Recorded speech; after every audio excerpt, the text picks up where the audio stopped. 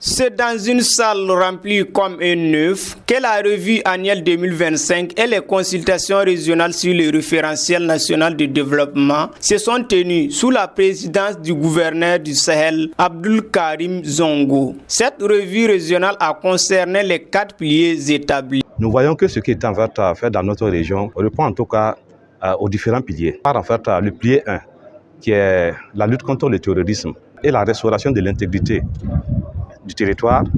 Également le pilier 2, qui est la réponse apportée en fait à la crise humanitaire. Le pilier 3, qui est la bonne gouvernance et la refondation de l'État. Et le pilier 4, qui porte sur la cohésion sociale. Donc quand nous regardons en fait ce qui a été fait au niveau des collectivités territoriales, au niveau des services déconcentrés, et également l'apport des partenaires techniques et financiers, en tout cas nous dirons que nous sommes largement satisfaits. En termes de bilan, le plan d'activité pour la stabilisation et le développement affiche un taux au-dessus de la moyenne.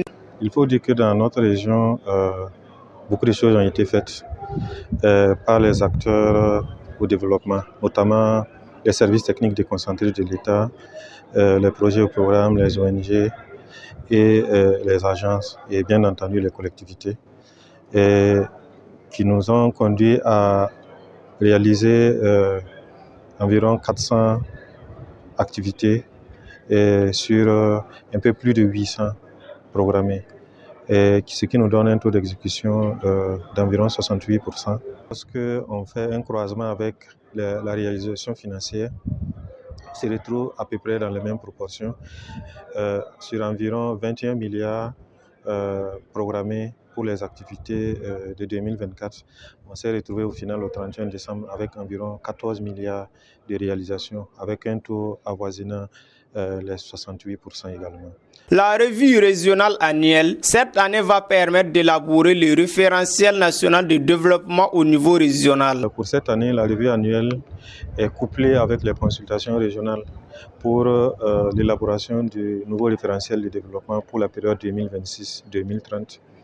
Et c'est un créneau à partir duquel les acteurs de la région vont analyser la mise en œuvre du PASD dans la région sur les 3 dernières années, 2021-2024. La revue inclut dans les cadres régionaux de dialogue à regrouper des structures déconcentrées de l'État, les projets et programmes, les agences et les collectivités territoriales.